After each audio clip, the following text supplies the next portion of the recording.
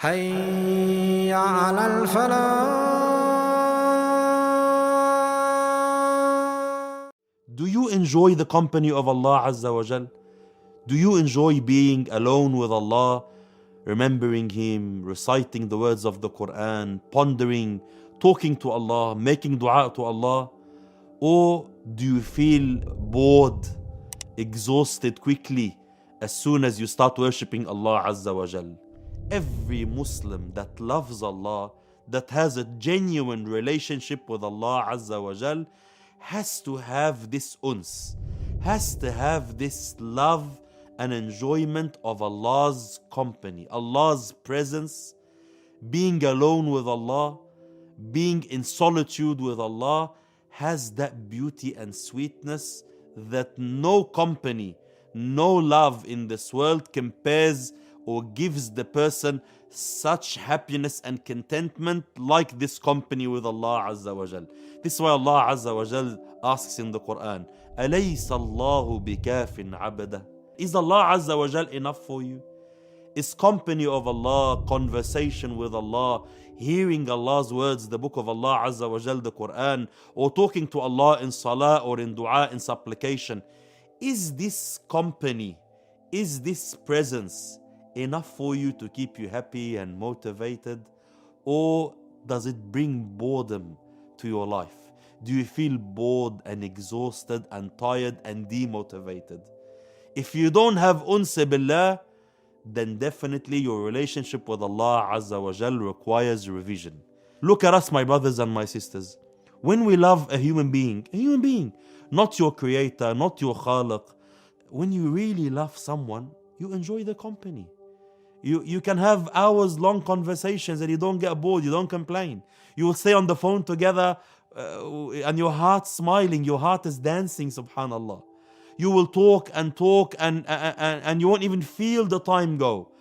Hours will pass and you will feel like they only a few minutes have passed. And if you had to end the conversation, you feel pain. You feel the pain of separation, of this distance.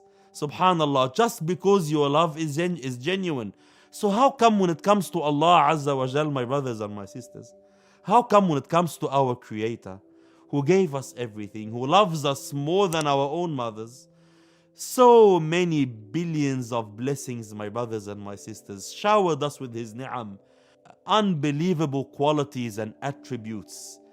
The perfection of perfection is in Allah Azza wa Jal. And we all claim that we love Him the most, and it's part of our deen and part of our aqeedah to love Allah Azza wa Jal the most. The Prophet sallallahu alayhi wasallam says in the authentic hadith, in the hadith Qudsi, that Allah subhanahu wa ta'ala Azza wa Jal says, "Man dhakarani fi nafsihi, dhakartuhu fi nafsi."